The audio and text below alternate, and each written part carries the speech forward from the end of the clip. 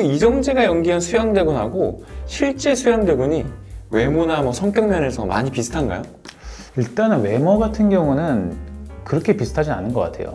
수양대군 약간 좀 통통하고 약간 좀 후덕하게 생겼어요. 비슷한 측면은 뭐냐면 잔혹한 거죠. 계유정난도 일종의 쿠데타라고 본다면 이 계유정난이 어떻게 성공할 수 있었습니까? 좀 성공하기 어려웠던 그리고 왕이 되기도 어려웠던 그런 상황이었는데 마치 서울에 보면서 신군부가 그렇게 어떻게 보면은 안 될 걸 의외로 쉽게 정권을 먹었듯이 수양대군도 안 될 것 같았는데 의외로 쉽게 정권을 먹은 케이스예요. 어린 나이에 왕이 되었던 단종 어떻게 죽게 된 건가요? 그 수양대군 살아있을 때 썼던 세조실록을 보면은 단종 복위 운동을 했던 송현수라는 사람이 죽임을 당하자 이에 절망한 나머지 스스로 목을 매 자살했다고 나와 있어요. 그리고 실제로 이제 세조는 그 얘기를 듣자마자 애석해하면서 후하게 장사를 지내줬다. 이런 식으로 세조실록에 나와 있어요. 하지만 이건 신빙성이 떨어지죠. 영화와 함께하는 인터뷰, 영터뷰 시간입니다. 오늘 초대 손님은 저희 단골 손님이시죠? 네, 숙청의 역사 한국사 편과 세계사 편을 쓴 최경식 기자입니다. 반갑습니다. 감사합니다. 이번에 저희가 같이 볼 영화는 2013년에 개봉했던 관객 900만 명 넘게 동원을 했던 영화 관상입니다. 관상하면 사실 수양대군을 연기한 이정재의 등장 장면으로 아직도 회자가 되고 있거든요. 네. 그래서 이 영화 관상에 담긴 수양대군, 그 후에 세조가 되죠. 수양대군과 주변 인물들의 이야기가 굉장히 재밌을 것 같아요. 네. 자, 영화 관상 속에서 이정재가 수양대군을 연기하잖아요. 그 이정재가 연기한 수양대군하고 실제 수양대군이 외모나 뭐 성격 면에서 많이 비슷한가요? 일단은 외모 같은 경우는 그렇게 비슷하진 않은 것 같아요. 약간 최근에 발견된 그 수양대군의 그런 그 어진 같은 경우를 보면은 수양대군 약간 좀 통통하고 약간 좀 후덕하게 생겼어요. 근데 관상 이정재 같은 경우는 약간 좀 승냥이 같이 이렇게 호리호리하고 이렇게 생겼잖아요. 그러니까 외모적으로는 살짝 이렇게 비슷하지 않은데 근데 성품, 거기 관상에 나왔던 그 모습과 실제 수양대군의 그런 성품이라든가 모습이 상당히 비슷해요. 비슷한 측면은 뭐냐면 잔혹한 거죠. 잔혹했고 잔인했어요. 그래서 일단은 이제 수양대군은 자기의 반대파가 된 사람들을 다 죽였어요. 다 죽이고 심지어 자기 같은 배에서 나온 자기 금성대군이라든가 안평대군 같은 자기 동생들도 죽였고 그리고 자기 조카 단종도 죽였어요. 그리고 충신들은 말할 것도 없이 많이 죽였고 수도 없이 많이 죽였어요. 그래서 가끔씩 가다가 이제 뭐 태종 이방원하고 비교를 하는데 뭐 어쨌든 비교할 건 아닌 거라고 저는 생각을 하고 어쨌든 그렇게 관상에 나온 이정재가 그 실제 수양의 그런 잔혹한 모습들을 잘 살렸다 이 생각을 하고 있습니다. 방금 그 태종 이방원과 수양대군은 좀 다르다라고 얘기를 하셨는데 태종 이방원이 수양대군의 할아버지잖아요. 그 할아버지를 좀 많이 빼닮은 거 아닌가요? 빼닮았죠. 빼닮았는데 그분을 그 두 사람을 동일선상에서 비교할 수는 없다고 생각을 합니다. 왜냐하면 태종 이방원은 명분이 있었어요. 그게 단순한 잔혹함이 아니라 일단 기본적으로 그 차기 왕권을 바로 세워야 된다. 그 왕권 강화라는 명확한 명분이 있었고 목적의식이 있었어요. 그래서 사람들을 또 수양대군처럼 줄줄이 죽인 게 아니라 정밀 숙청을 했어요. 반드시 그 뭔가 좀 왕권에 위협이 될 만한 사람들만 골라서 숙청을 했다는 거예요. 그리고 그 사람들의 자손들한테 위해를 가하지도 않았고 오히려 등용길도 열어줬어요. 그러니까는 이방원은 철저하게 정치적 계산에 따라 가지고 정말 필요한 숙청만 했는데 그런데 수양대군 같은 경우는 뭔가 그런 것도 없이 그냥 줄줄이 숙청의 칼날을 휘둘렀다는 거죠. 그런 측면에서 봤을 때 명분도 없었고 그래서 그런 측면에서 봤을 때 태종 이방원과 수양대군을 비교한다는 거는 정말 어떻게 보면 태종 이방원에 대한 모욕이다. 저는 이 생각을 하고 있습니다. 그러니까 태종 이방원을 훨씬 높게 평가하시는군요. 훨씬 높게 평가하고 저는 태종 이방원이 없었으면 세종도 없었기 때문에 뭔가 좀 너무한 거 아닌가 싶었을 수도 있어요. 태종 이방원이. 왜냐면 자기 외척들을 다 숙청했기 때문에. 하지만 그게 없었으면은 세종도 나오기가 어려웠던 게 우리나라가 결국 조선이 망했던 것도 외척들 때문에 망했거든요. 네. 민씨 집안 때문에. 그런 걸로만 봤었어도 그때 신생국가였던 조선이 외척한테 휘둘릴 가능성이 상당히 높았거든요. 그렇게 되면 신생국가 조선은 많이 흔들렸을 것이고 또 세종도 나오지 않았을 것이고 훈민정음 반포도 안 됐을 것이고 이 모든 걸 가능하게끔 해줬던 게 바로 태종 이방원이에요. 우리가 그 외우잖아요. 그 고등학교 때 많이 외웠던 태정태세 문단세 예성연중 임명선 광인효연 숙경 영정조 순원철 고순. 그걸 다 외우고 계시네. 거기 보면 이제 태종 이방원의 아들이 세종이고, 예. 그러니까 수양대군이 세종대왕의 아들이잖아요. 맞습니다. 둘째 그러니까 아들. 예. 이게 언뜻 이해가 잘 안 되지만 할아버지가 태종 이방원이었다라는 걸 생각해 보면 수양대군의 잔혹함이 어느 정도는 조금 설명이 되는 것 같기도 하고 아닌 것 같기도 하고 그래요. 예. 영화에서는 그 김종서 같은 경우는 예. 호랑이상이다. 예. 그리고 수양대군은 이리의 상이다. 예. 이렇게 표현을 하잖아요. 예. 수양대군, 즉 세조의 어진 얘기를 하면서 영화 관상의 이정재와는 외모가 조금 달랐다. 예. 이렇게 얘기를 해주셨는데 예. 김종서 같은 경우는 좀 진짜로 호랑이 관상인가요?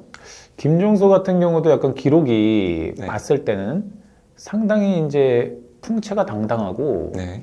백두산 호랑이라고 불렸어요. 네. 백두산 호랑이.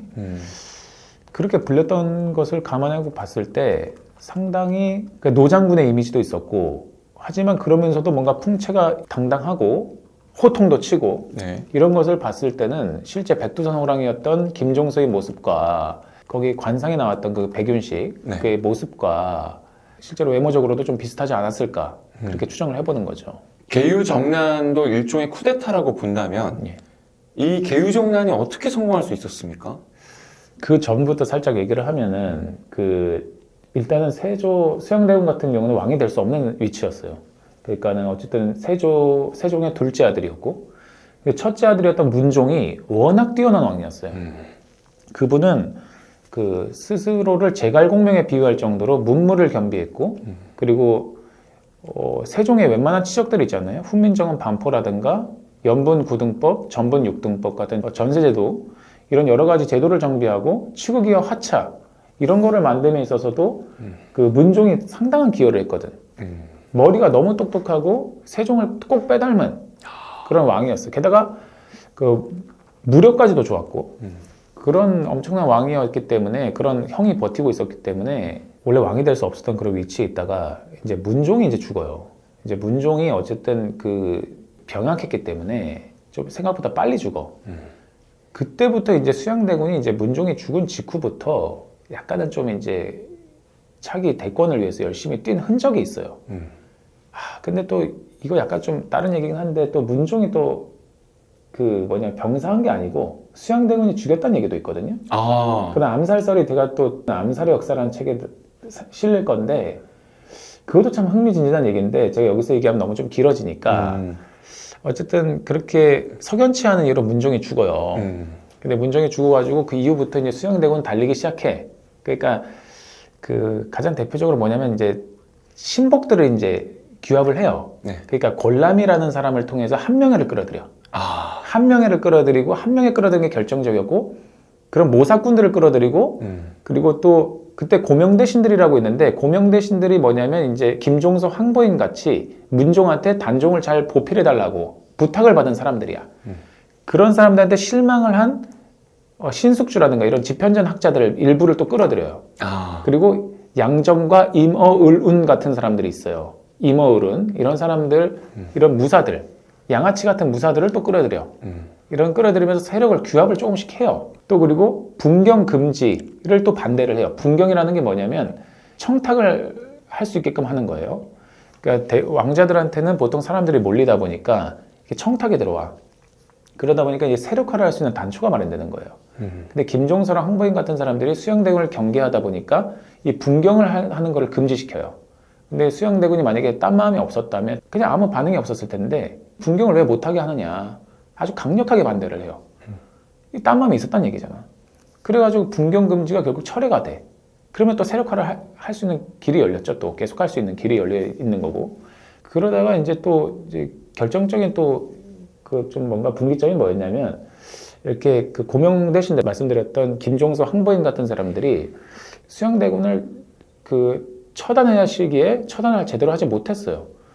그러니까 수양대군이 분명히 뭔가 의심점이 있는데 그것을 빨리 이제 좀 캐치를 해가지고 제거해야 되는데 그 제거할 시점을 또 놓쳐버렸어요. 예. 오히려 끌려다니는 측면이 있지.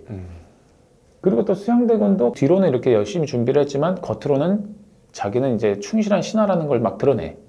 단종이나 이런 사람들 앞에서.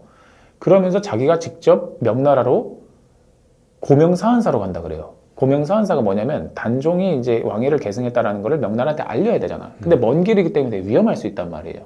하지만 단종을 위한 일을 하면 자기는 직접 가겠다라고 선포를 해요. 개우정난 전에. 그러면서 주변의 경계를 느슨하게 만들고 자기는 충실한 신하라는 거를 이제 기만책을 써요. 그런 전략도 참 잘 썼고 그러면서 이제 서서히 이제 달아오르다가 고명사한사로 갔다 온 다음에 이제 쿠데타 움직임이 이제 발동을 하는 거죠. 네. 갔다 오자마자 이제 바로 이제 정예 무사들을 이제 다 더 규합을 많이 하고 이러면서 이제 개우 쿠데타의 개우정난의 날이 이제 밝아오는 거죠. 개우정난 그 당시의 얘기를 하면은 그날 어떻게 된 거냐면 원래는 참 어이가 없어요. 참 어이가 없는 게 뭐냐면 그렇게까지 쉽게 무너지지 않을 수도 있었는데 김종서가 너무 쉽게 무너졌어요. 마치 서울의 봄에서 우리 육군본부가 무너졌듯이 너무 쉽게 무너진 거야. 왜 그러냐면 일단 방심을 했어요. 아까도 말씀드렸듯이 또 수양대군의 기만책에 속았던 측면도 있고 또 수양대군이 어떻게 보면 또 기습을 한 측면도 있는 거죠. 그러니까는 이제 수양대군 같은 경우는 이제 개우 쿠데타가 일어난 그 당일날에 이제 사람들을 불러 모아요. 그래서 자기가 이제 그 사람들 앞에서 오늘 이만저만 일을 할 거니까 나를 따르라. 이랬는데 거기서 사람들이 이탈을 해. 일부 사람들이. 왜냐면 쿠데타라는 걸 아는 거야. 그 사람들이 해가지고 이탈을 해요. 일부 사람들이 이탈을 하고 또 어떤 사람들이 이제 김종서의 집을 이제 염탐을 하고 온 사람이 또 보고를 해. 오늘따라 호위무사들이 많아 보인다. 그래 이런 상황이었어요. 좀 안 좋은 상황이었는데도 수양대군 한 명이가 신의 한 수를 둔 게 뭐냐면 그대로 진행하기로 해요. 원래 보통 이렇게 어려운 상황이면 뒤로 미룰 수 있잖아요. 네. 근데 과단성이 있었던 한 명의 조언으로 그대로 진행하기로 해. 이게 아주 결정적인 승기를 잡은 거야. 만약에 이때 놓쳤으면은 아마 수양대군이 아마 어려웠을 거예요. 이게 정보가 새 나가니까. 이게 바로 그 예전에 사육신의 단종 복위 운동과 또 다른 측면이야. 잠깐 얘기를 하면 단종 복위 운동 같은 경우는 어려울 것 같으니까 밀어버렸어요. 밀어버리니까 결국 정보가 새 나오고 그래서 붙잡혀가지고 결국 죽임을 당한 거예요. 네. 하지만 수양대군은 한 명은 그대로 밀어붙였어요. 그래서 수양대군이 이제 병력 일부는 경복궁을 포위하게 하고 본인은 직접 도니문 밖에 있는 그 김종서의 집으로 향해요. 그 김종서의 집으로 향하는데 김종서는 이제 수양대군이 왔을 때 전혀 경계를 하지 않아요. 기껏해 양정이랑 이머울은 같은 몇몇만 데리고 왔고 또 수양대군이 뭐라 그러냐면 김종서랑 김승규 그의 아들 김승규 이렇게 맞닥뜨렸는데 그때 그 사모의 각이 떨어졌으니까 좌상의 것을 빌릴 수 있겠느냐 너희 것을 빌릴 수 있겠느냐 이런 얘기를 해요. 이건 김종서의 경계를 느슨하게 만드는 그런 의도였고 그리고 편지를 줘요. 무슨 보고할 것이 있다면서 간청할 것이 있다면 편지를 건네. 편지를 건네는데 그게 잘 안 보여 밤이니까. 그래서 김종서가 이거를 잘 보기 위해서 달빛에 이걸 편지를 좀 비춰봐요. 비춰보는데 이렇게 해서 돌아서 보는데 돌아와서 보이는 게 패착이었죠. 그때 이머우른이 철퇴를 빼들고 김종서한테 달려들어가지고 그대로 내리쳐. 머리를 그대로 내리쳐요. 그러니까 김종서는 방심하다 당한 거예요. 어이없게 어처구니 없게. 김승규도 그래서 그 아들 김승규도 양정이 바로 베어버려. 거기서 이미 끝난 거였어 어떻게 보면. 이게 어처구니 없는 일인데 그래가지고 이제 수양대군은 거기서 이제 백두산호랑이 김종서를 잡자마자 바로 이제 궁궐로 쳐들어가는 거죠. 궁궐로 쳐들어가가지고 이미 경복궁 같은 경우도 아까 말씀드렸듯이 일부 병력이 가 있었어요. 그래서 문을 열어줬어요. 그 영화에도 나오잖아요. 한 명애가 이렇게 나오면서 문이 열리잖아요. 네. 그렇게 이미 문을 열어서 그대로 이제 단종한테 가가지고 삼정승 김종서가 이제 역적모의로 해서 안평대군을 추대하려 했으니까 자기가 척결을 했다. 거짓 보고를 올려요. 거짓 보고를 올려서 빨리 이걸 해야 되니까 신하들을 모두 입궐시키라 그래. 이 역모 사건이 발생을 했으니까. 거기 관상에 나온 것처럼 한 명이가 살생부를 들고 일일이 입고라는 사람들 다 확인을 해요. 그래서 살조로 분류된 사람들, 죽여야 될 사람들로 분류된 사람들을 다 체크를 해. 그래서 무사들한테 들어오자마자 다 죽이라고 해요. 그때 피해 살육이 벌어지는 거예요. 그때 그날 밤에. 우리가 살생부라는 표현을 쓰는데 예. 그 살생부라는 표현이 그때 나온 건가요? 그때 나온 거라고 볼 수가 있고 그리고 실제로 한명회가 그 자리에 있었어요. 한명회랑 일단의 군사들이 거기 원래는 단종을 만나러 신하들이 입고를 했는데 단종은 없고 거기 한명회가 웃으면서 기다리고 있는 거야. 그래서 그때 황보인한테 그러잖아요. 그 영화에 보면은 그 세월 참 좋았소이다. 저는 그 말이 참 대사를 작가가 참 잘 만들었다. 대감 세월 참 좋았소이다. 맞아요. 이렇게 얘기하죠. 그러니까 황보인 같은 경우도 그렇고 세종시대 영광을 누린 사람이거든요. 그렇게 잘 나가던 사람인데 한 명의 그런 사람들한테 이제 하루아침에 하룻밤 만에 그렇게 죽임을 당한 거죠. 예, 그래가지고 거기서 이제 많은 수양대군 반대파들이 다 죽어요. 그 밤에 한순간에 다 끝나버렸어요. 그러니까 마치 서울의 봄처럼 한순간에 쿠데타가 성공을 해버린 거야. 근데 하룻밤 만에. 하룻밤에. 근데 여기서 또 재밌는 건 뭐냐면 김종서가 바로 죽진 않아요.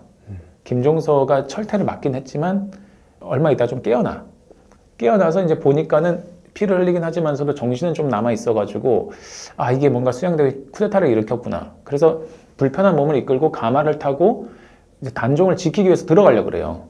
궁궐로 들어가려고 그래. 하지만 이미 궁궐은 이미 수양대군 휘하들이 이미 장악을 하고 있었죠. 그래가지고 안 되겠다 싶어서 어떤 자기가 알고 있는 집으로 도망을 가서 몸을 일단 은신을 해요. 은신을 하는데 하지만 얼마 못 가죠. 그때 수양대군이 김종서가 아직 살아있다는 얘기를 듣자마자 사람들을 급파를 해가지고 결국 때려 죽여요. 네, 그렇게 해서 이제 결국 완전하게 이제 성공을 한 거죠. 개입 쿠데타가. 그렇게 돼가지고 어떻게 보면 좀 성공하기 어려웠던 그리고 왕이 되기도 어려웠던 그런 상황이었는데 마치 서울에 보면서 신군부가 그렇게 어떻게 보면은 안 될 걸 의외로 쉽게 정권을 먹었듯이 수양대군도 안 될 것 같았는데 의외로 쉽게 정권을 먹은 케이스예요. 이것도 상당히 비슷한 그런 모양새고 수양대군이랑 전두환이 그러니까 어떻게 보면 또 고명대신들 그런 사람들이 너무 좀 방심을 했고 그 여러 가지 운이 그 만약에 수양대군을 따라줬다. 그리고 늦추지 않고 미루지 않고 과단성 있게 정변을 밀어붙인 게 주요했다. 이렇게 평가를 할 수 있는 거죠. 자, 그렇게 개유정난이 성공한 다음에 수양대군과 그 주변 인물들은 이후에 당연히 잘 먹고 잘 살았겠죠? 너무 잘 먹고 잘 살았죠. 43명을 개유 정난 공신으로 책봉을 해요. 그러면서 이제 그때부터 이제 공신 세력이라고 하는 게 이제 싸게 트는 거예요. 그 이후에 조선시대 향방을 좌우하는 공신 세력이 이제 그때부터 싸게 트는 거고, 고려시대 권문세족이 그랬던 것처럼 모든 이제 특권들을 독점을 하고 모든 요직을 장악을 하면서 왕권이 바로 서지 못하고 왕권이 오히려 공신 세력한테 약간 휘둘리는 모습, 그런 모습도 나타나요. 그러니까 수양대군 같은 경우도 약간 공신 세력을 할아버지처럼 이게 태종 이방원처럼 과감하게 척결하지 못하고 약간 의지를 했던 게 뭐냐면 정통성이 부족하다 보니까 공신 세력에게 의지할 수밖에 없었어요. 정통성이 부족한 자신을 지켜줄 수 있는 세력은 공신 세력밖에 없으니까. 그래서 심지어 공신 세력이 어느 정도까지 나갔냐면 그 수양대군하고 술자리에서 수양대군의 그런 팔을 술 취해가지고 수양대군의 팔을 아무렇지 않게 잡아버려요. 그러면서 막 휘두르고. 그런데 수양대군은 거기서 어떻게 뭐 처리하지도 못해. 그냥 웃으면서 넘겨. 그 정도로 약간 끌려다니는 측면도 있어요. 그 정도로 눈치를 좀 본 측면도 있고, 만약에 태종 이방원이었으면 아마 그때 아마 그 자리에 아마 풀 한 포기도 없었을 텐데, 근데 그 정도로 약간 좀 그렇게 공신들이 득세를 했다. 예, 그렇게 된 거죠. 예. 그러니까 자기가 어쨌든 적장자가 아니고 둘째 아들이고 무리해서 권력을 찬탈한 거니까 정통성이 부족했던 거죠. 네, 정통성이 부족했으니까 공신들에게 더더욱 의지를 했군요. 네. 그 내 편을 만들어서 어쨌든 운영을 해야 되니까. 그렇죠. 내칠 수가 없었던 거죠. 태종 이방원과 세종이 제대로 세웠던 그 나라의 기초를 수양대군이 엇나가게 만들었다는 거죠. 공신 세력도 득세시키고, 그리고 적장자 왕위계승 같은 그런 조선의 헌정 질서도 무너뜨려가지고 이렇게 나라가 엇나가게 만드는 단초를 제공한 게 수양대군이다. 근데 또 한편으로는 뭐 경국대전을 편찬한다던가 그 조선의 건국 초기에 조선의 발전을 위해서 좀 기여한 바도 있지 않느냐 이런 네. 얘기하시는 분이 있는데 공은 진짜 없나요? 그러니까 아까 말씀드렸던 뭐 법 제도를 정비를 하고 국방력을 강화하고 뭐 이런 것들이 좀 있어요. 그런 치적들이 있어. 그거는 뭐 인정할 건 인정을 해야 되는데 아까도 말씀드렸지만 근본적으로 잘못한 게 너무 커요.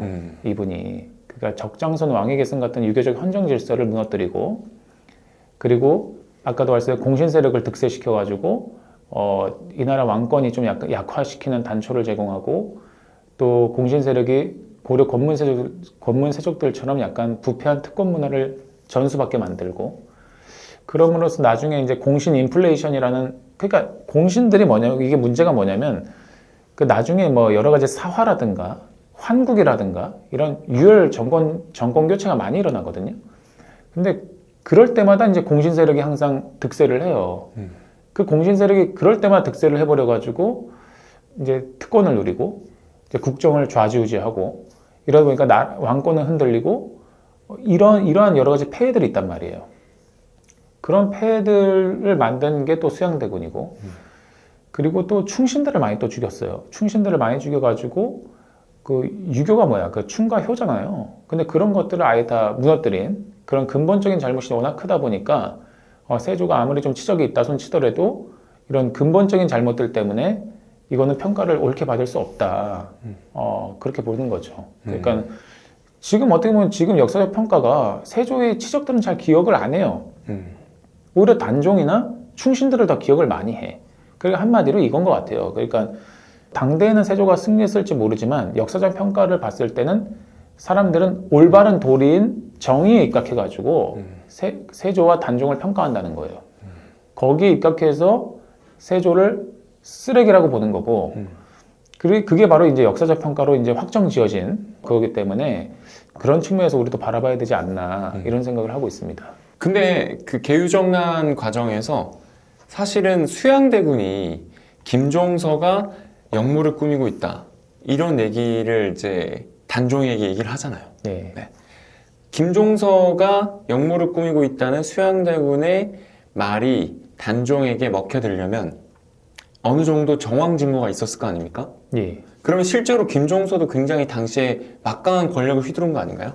영화에는 황표정사. 황표정사죠. 네. 황표정사인데 그게 뭐냐면 이제 인사를 할 때 이렇게 인재들을 적재적소에 배치할 때 그 정승들이 이렇게 황색으로 표를 찍어놔요.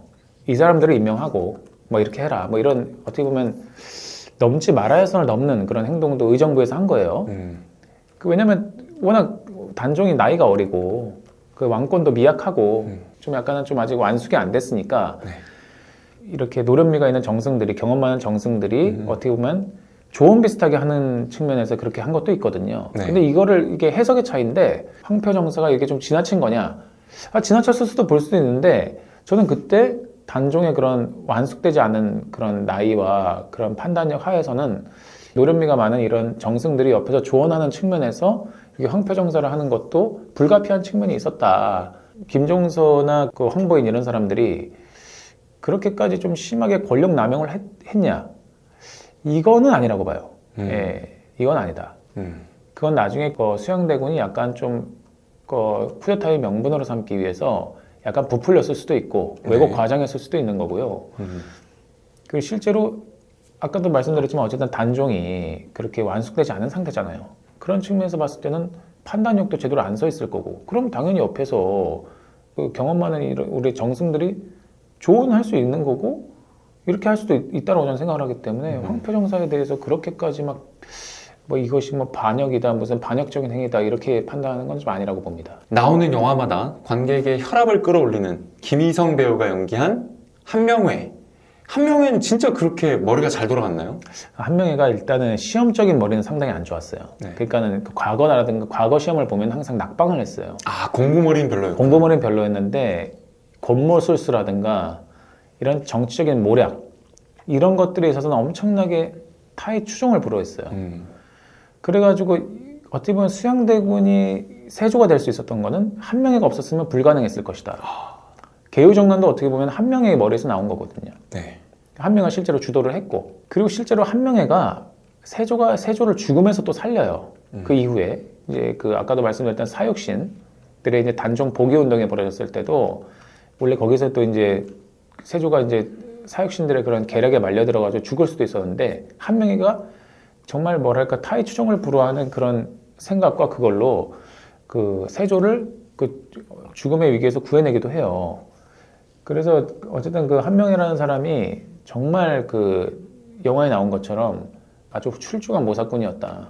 예, 그렇게 볼 수 있습니다. 예. 그렇군요. 예. 실제로 그리고 또 김희성 배우가 되게 표현을 잘했어요, 한명회를. 일단은 한명회라는 사람이 칠삭동이었거든요. 칠삭동이. 그러니까 좀 빨리 나온 거죠. 예. 배에서. 그러다 보니까 약간 장애가 있었어요. 목이 좀 꺾여져 있었어.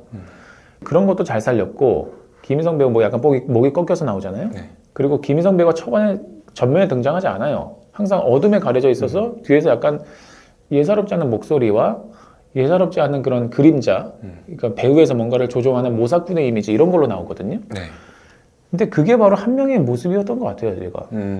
겉으로 드러나지 않게 뒤에서 이렇게 모든 상황을 간파를 하고 지략을 짜내고 그걸 이제 실제로 행동에까지 옮기는 걸 주도하고 이런 사람이었기 때문에 거기서 참 묘사를 잘했다, 영화에서. 저는 그런 생각을 하고 있습니다. 영화 속에서 이제 송강호가 한명회에게 얘기하잖아요. 네. 당신은 목이 잘릴 상이다. 네. 근데 살아있을 때 목이 잘리지는 않았잖아요. 예, 예. 근데 한명회가 목이 잘렸나요? 한명의 목이 잘렸죠. 어. 천수를 누리고 일단 죽어요. 네. 천수를 일단 누리고 죽는데 연산군 때 부관참시를 당해요. 아. 왜 부관참시를 왜 당했냐면 그 연산군의 어머니였던 패비윤 씨라고 있어. 성종 때 약간 성종이 다른 여자를 만나는 걸 시기 질투해가지고 급기야 이제 패비윤 씨가 질투를 하다가 그 성종의 얼굴에다가 이제 상처도 내고 막 이랬나 봐요. 아이고. 그래서 결국 패비가 돼. 그래서 결국 사약까지 머시고 죽어요. 근데 이 사약까지 내릴 건 솔직히 아니었는데 그때 이 사약 내리는 걸 주도했던 게 한명회였어. 한명회 같은 훈구 권신파들이었거든. 훈구 권신들이 그렇게 주도를 했어요. 그렇게 하다 보니까 연산군은 이제 이걸 나중에 알게 되죠. 그러다 보니까는 이 우리 어머니의 죽음과 관련돼 있는 억울한 죽음과 관련돼 있는 사람들을 가만 냅두지 않겠다. 그 살아있는 사람들 다 죽였고 그리고 심지어 죽은 사람들까지 무덤에서 꺼내가지고 목을 잘라요. 네. 그 중에 한 명이 한명이었어요. 그걸 결국은 이제 관상에 나온 것처럼 영화에서 나온 예언대로 된 거죠. 예. 한명회가 살아있을 때 목이 잘린 건 아니지만 예. 부관참시를 당해서 결국은 죽은 이후에는 목이 잘린 셈이네요. 그렇죠. 예. 어린 나이에 왕이 되었던 단종. 단종은 개유정난 이후에 일단은 살았다가 2년 뒤인가요? 맞아요. 죽음을 맞이하잖아요. 맞습니다. 어떻게 죽게 된 건가요? 일단 개유정난 통해서 자신의 뒷배였던 고명대 신들이 다 죽어요. 단종은 그야말로 이제 사상 누각과 같은 그런 존재가 된 거죠. 이미 그때부터 단종은 이제 왕위에서 오래 머무를 수가 없었어요. 개유정난 이후부터. 마치 그 서울에 보면서 최규하가 오래 머물지 못한 것처럼 전두환한테 바로 넘겨준 것처럼 단종도 이제 조만간 물러나야 될, 눈치껏 물러나야 될 그런 입장이 된 거죠. 근데 단종은 제가 알기로는 약간 좀 왕위를 지키려고 했었던 마음도 좀 있었던 것 같아요. 네. 그래서 실제로 주변 신료들이 그렇게 좀 단종을 계속 이제 거기서 이제 머무르게 하려고 했던 움직임도 있긴 했는데, 근데 수양대군이 결국 이제 끌어내는데 어떻게 끌어내냐면 그것도 되게 악랄하게 끌어내요. 일단 단종 주변에 있는 사람들을 괴롭혀요. 그 말도 안 되는 이유를 들이밀면서 단종에 있는 주변 사람들을 압박을 해요. 그러면서 단종이 버틸 수 없게 만들어요. 자신 때문에 주변 사람들이 힘들어진다. 네. 이런 아무튼 뭐 이상한 걸 만들어서 그 단종을 모시던 궁녀들이라든가 뭐 신하들이라든가 이런 양반들 계속 괴롭히다 보니까 그 단종이 결국 그거에 대한 공포감과 두려움을 이기지 못하고 결국 선의를 하고 상황으로 물러나요. 상황으로 물러나게 되는데 수양대군은 이제 세조가 되죠. 세조가 되는데 이제 상황으로 물러나서도 이제 거기서 또 오래 머물지 못해요. 네. 왜 오래 머물지 못하면 단종 복위 운동이 일어나요. 그러니까 사육신, 우리가 알고 있는 그 성산문, 하위지, 이계 뭐 이런 사람들이 주동이 돼가지고 이제 단종 복위 운동을 펼치는데, 근데 이 단종 복위 운동이 좀 실패를 하죠. 네. 아까도 얘기했듯이 한명회의 지략으로 결국 그 이제 실패를 해요. 한명회가 거기서 가장 주목했던 게 뭐냐면 단종이 과연 개입돼 있느냐. 이 단종 복위 운동에 실제로 단종이 개입돼 있느냐. 이건 상당한 이제 파장을 일으킬 수 있는 문제였거든. 네. 근데 단종이 개입되어 있는지는 확실치 않지만 어쨌든 이거는 상당히 이제 문제가 되기 때문에 거기서 이제 단종은 이제 노상군으로 강봉이 돼요. 이제 어쨌든 이 단종 복위 운동에 단종도 개입돼 있다고 판단을 한 거예요. 그래서 세조랑 한명회가 결국 단종을 폐위시키고 노산군으로 강봉시켜서 강원도 영월로 유배를 보내요. 그 영월 청룡포에 이제 유배지가 마련되는데 가보셨는지 모르겠지만 저는 가봤는데 거기에는 이제 주위가 이제 산으로 둘러싸여 있고 험준한 절벽으로 막혀 있고 또 주변에 강이 있어가지고 빠져나오지도 못해요. 네. 완전 진짜 그 뭔가 좀 진짜 살아 돌아오기 뭔가 빠져나오기 어려운 지역에다가 유폐를 시켜버렸어. 그 자신의 족하고 또 형님의 아들이었고 한때 왕이었던 사람을 그런 식으로 유폐를 시켜버려요. 거기서 어느 정도 끝내야 되는데 수양대군은 계속 이제 단종이 살아있는 한 정통성 시비가 계속 불거질 수밖에 없었어요. 그러다 보니까는 제2차 단종복위 운동까지 일어나. 이번엔 또 그 수양대군 자신의 동생이었던 금성대군이 주도를 해요. 그래가지고 결국 제2차 단종 복위 운동까지 일어나다 보니까 수양대군 입장에서는 아 이거 진짜 살려두면 안 되겠다. 살려두면 안 되겠다 그래가지고 결국 사람을 보내서 단종을 죽여요. 근데 이게 기록마다 얘기가 달라. 단종의 최후를 기록한 내용들이 그 책마다 달라요. 그러니까는 세조실록을 보면은 그 수양대군이 살아있을 때 썼던 세조실록을 보면은 단종이 단종 복위 운동을 했던 송현수라는 사람이 죽임을 당하자 이에 절망한 나머지 스스로 목을 매 자살했다고 나와 있어요. 그리고 실제로 이제 세조는 그 얘기를 듣자마자 애석해하면서 후하게 장사를 지내줬다. 이런 식으로 세조실록에 나와 있어요. 하지만 이건 신빙성이 떨어지죠. 왜냐면 수양대군이 살아있을 때 그렇게 한 거니까. 근데 나중에 선조실록을 보면은 이게 좀 약간 신빙성이 좀 높다고 보는데 그때는 사사됐다고 나와 있어요. 네. 사사라는 건 사약을 내려서 네. 사약을 마시고 죽게 만드는 거죠? 예. 사사돼 있고 실제로 시신까지도 거의 방치되다시피 했다. 그러니까 죽여가지고 그 청룡포 물가라든가 이런 데에다가 뭐 그런 데에다가 이제 방치를 했다. 그러니까 무덤도 안 마련해주고 뭐 그런 내용이 나와 있는데 저는 이게 신빙성이 높다고 보고 또 야사를 보면은 금부도사 왕방현이라는 사람이 있는데 이 사람이 이제 세조의 명으로 사약을 들고 단종을 찾아왔어요. 근데 차마 사약을 건네지 못하고 그냥 엎드려서 대성통곡을 해, 이 사람이. 이게 잘못됐다는 걸 아니까 어쨌든. 근데 단종은 그걸 보고 자신의 죽음을 직감했다는 거야. 그래가지고 이제 자신의 방에 들어가서 목에다 줄을 매고 이 줄의 한 끝을 이제 저기 바깥으로 빼내서 하인 보고 잡아당기게 해라 그래가지고 그렇게 해서 이제 죽어요. 그래가지고 결국은 이제 세조실록에는 자살했다 나와 있지만 사사됐을 가능성이 높고 그렇게 그 시신도 거의 이제 방치됐다가 이제 어몽도라는 사람이 산악인 어몽길의 조상이에요. 어몽도라는 사람이 이 시신을 이제 수습을 해가지고 지금의 이제 장릉 그렇게 마련을 해줬다. 이게 그래서 어몽도라는 사람의 그 충절을 기리는 비석도 있어요. 거기 가보면. 그래서 이렇게 결국 최후를 맞았어요. 네. 예, 비참하게 최후를 맞았죠. 예. 이것만 봐도 수양대군이 참 잔혹했다. 이런 것들을 또 알 수가 있는 거죠. 오늘도 뭐 개유정난부터 해서 단종 복위운동 사실 저는 단종 복위운동에 대해서는 잘 몰랐거든요. 네, 너무 재밌었습니다. 오늘도 좋은 말씀 해주신 작가님께 감사를 드리고요. 저희는 다음에 더 재밌는 영화로 찾아뵙겠습니다. 시청해주셔서 감사합니다.